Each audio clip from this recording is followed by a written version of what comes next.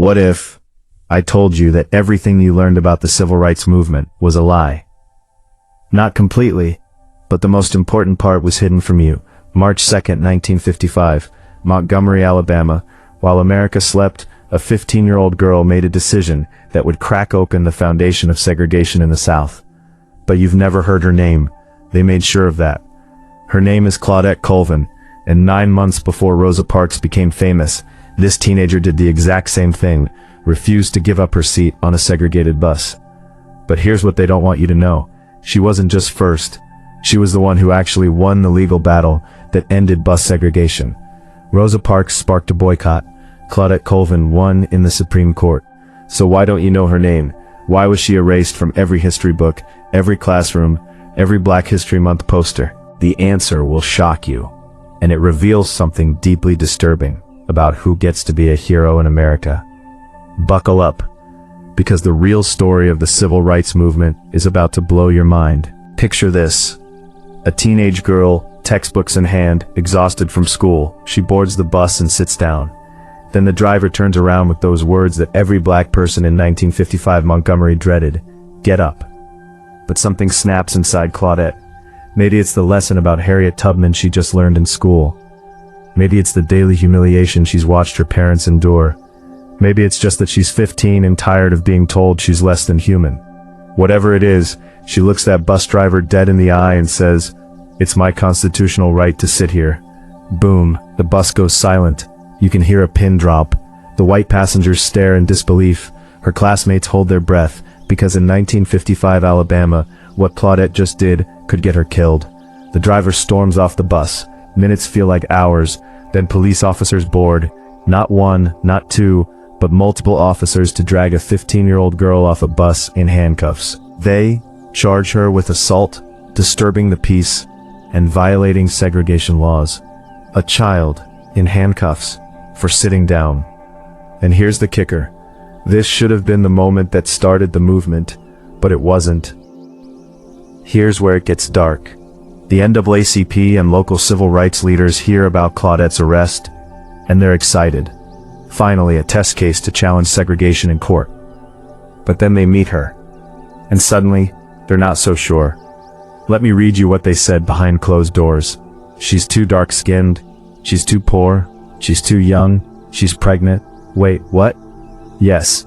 Months after her arrest, Claudette becomes pregnant by an older man. And that's it. Decision made. She's unmarketable. Can you imagine? This brave 15-year-old girl does the most courageous thing imaginable. And the same people who should be protecting her decide she's not respectable enough to be the face of their movement. So they wait. They wait for someone who fits their image better. And 9 months later, Rosa Parks, older, married, light-skinned, working for the NAACP, refuses to give up her seat. The movement rallies behind Rosa. The Montgomery bus boycott begins. Becomes a household name. And Claudette, she watches from the shadows as history rewrites itself, erasing her with every headline, every speech, every textbook. But here's the twist. Claudette refuses to disappear. And what she does next will change everything. February 1956. While the Montgomery bus boycott is still going strong, attorney Fred Gray files a federal lawsuit called Browder v. Gayle. This is the case that will actually end bus segregation. Not the boycott, but this lawsuit. And guess who's standing in that courtroom as one of 4 plaintiffs? 16-year-old Claudette Colvin. Let that sink in. The girl they rejected, the girl they called unsuitable, the girl they erased. She's the one testifying in federal court. Her voice shakes, but her words are steel. She tells the judges about the humiliation, the injustice, the constitutional violation of segregation laws. And on June 13, 1956, the federal court rules, Alabama's bus segregation laws are unconstitutional. The Supreme Court upholds it. Montgomery's buses are desegregated. Game over. Segregation loses. But here's the mind-blowing part. History gives Rosa Parks all the credit. Every textbook, every documentary, every teacher tells you Rosa Parks ended bus segregation. But legally, technically, the victory came from Browder v. Gayle, and Claudette Colvin was at the center of it. So why don't you know this? Why isn't her face on stamps, statues, murals? Because even in victory they found a way to erase her. and she spent the next 50 years wondering if anyone would ever remember. After the lawsuit, after the victory, Claudette disappears. She moves to New York City and becomes a nurse's aide. For decades, she cares for elderly patients, changes bedpans, works long shifts. Invisible labor, invisible woman. She raises her children, she pays her bills, she watches as the civil rights movement becomes legend, and her name is nowhere to be found. Can you imagine that pain? Knowing you were first, knowing you won the case, knowing you sacrificed everything, and watching the world celebrate everyone but you. In rare interviews, reporters would ask, "Are you bitter?" And Claudette would say something that breaks your heart. "I just want young people to know my name. I want them to know that one person can make a difference." But here's what's insane. She still had that arrest on her record. For 66 years, Claudette Colvin carried a criminal record from the day she refused to give up her seat. Every background check, every job application. That arrest followed her like a ghost, until 2021, when something extraordinary happens. But before I tell you what, you need to understand why this story matters right now. Because Claudette Colvin just died, January 13th, 2026, and the world is finally waking up. 2021, Claudette is 82 years old, and she decides enough. She files a petition to have her juvenile arrest record expunged. Think about the courage that takes, to walk back into a courtroom in Alabama, the state that criminalized her for demanding dignity, and ask for justice. And then something beautiful happens. Judge Calvin Williams, an African-American judge, grants her request. He says, "It's a full circle moment that an African-American judge can sit in judgment and give Miss Claudette Colvin the justice she so long deserved." 66 years later, justice, finally, but it's not enough, is it? Because while one judge cleared her record, America still hasn't cleared its conscience. We still teach children that Rosa Parks was first. We still put Rosa's face on the posters and leave Claudette in the footnotes. And now Claudette is gone. She died just weeks ago. And suddenly, everyone wants to talk about her. The news is full of tributes. Social media is exploding with her story. People are asking, how did we not know this? Why weren't we taught this? And the answer is uncomfortable. Because it forces us to ask, how many other Claudettes are there? How many other people did the brave thing, the right thing, the history-changing thing, but were erased because they didn't fit the right image? Let's be brutally honest. The civil rights movement needed heroes that white America could accept. They needed someone respectable, someone non-threatening, someone who could make white moderates feel comfortable with change. Rosa Parks was perfect for that. Older, dignified, light-skinned, married to a barber. Claudette, too young, too dark, too poor, too pregnant, too real. She made people uncomfortable. And in America, even our heroes have to pass a respectability test. But here's what that calculation cost us. It cost us the truth. It cost us a generation of young black girls who never knew that someone who looked like them, someone their age, someone from their economic background could be a hero. It taught us that only certain kinds of people get to be remembered. And it nearly erased one of the bravest acts of the entire civil rights movement. Claudette Colvin teaches us something radical. Real courage doesn't wait for permission. Real change doesn't come from people who fit the mold. It comes from people who break it. At 15 years old, with everything to lose, she said no. And that no echoed all the way to the Supreme Court.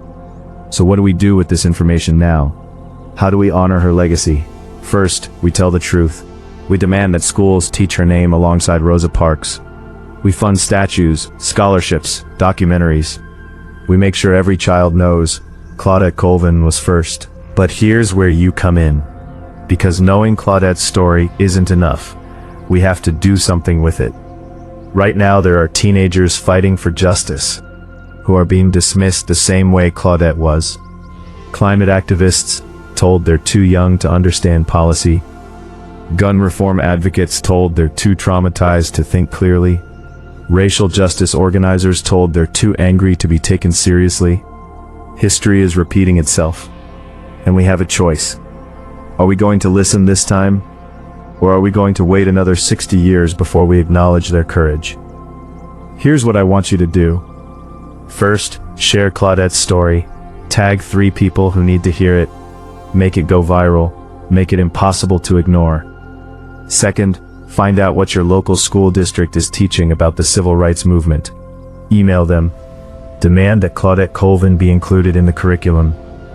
Third, support the Claudette Colvin Legacy Foundation. Her family is working to preserve her story and support young activists. Donate. Amplify their work. And finally, and this is the most important, listen to the young people in your life. The teenagers who see injustice and want to fight it. Don't tell them they're too young. Don't tell them to wait their turn. Because Claudette Colvin was 15, and she changed America. Let me tell you something that should terrify the powerful and inspire the rest of us. Teenagers are fearless. They haven't learned yet that they're supposed to accept injustice quietly. They haven't been beaten down by years of disappointment. They still believe change is possible. Claudette Colvin believed it at 15. Greta Thunberg believed it at 15. The Parkland students believed it. The young organizers of Black Lives Matter believed it. And they're right. History doesn't move forward because of politicians making careful calculations. It moves forward because of regular people, often young people, who say this is wrong and I won't accept it anymore. But here's the tragedy. We keep ignoring them until it's too late. We dismissed Claudette until Rosa Parks made her stand acceptable. We ignore climate activists until the disasters are undeniable. We dismiss gun reform advocates until the body count becomes unbearable. What if we celebrated the Claudettes, not just the Rosas? What if we protected the young people brave enough to stand up, instead of questioning whether they're ready to be heroes? Claudette spent most of her life invisible, but she never stopped believing her story mattered. And now, in her death, millions are finally hearing her name. Don't let this moment pass. Don't let her story become another forgotten footnote. Make noise. Demand change.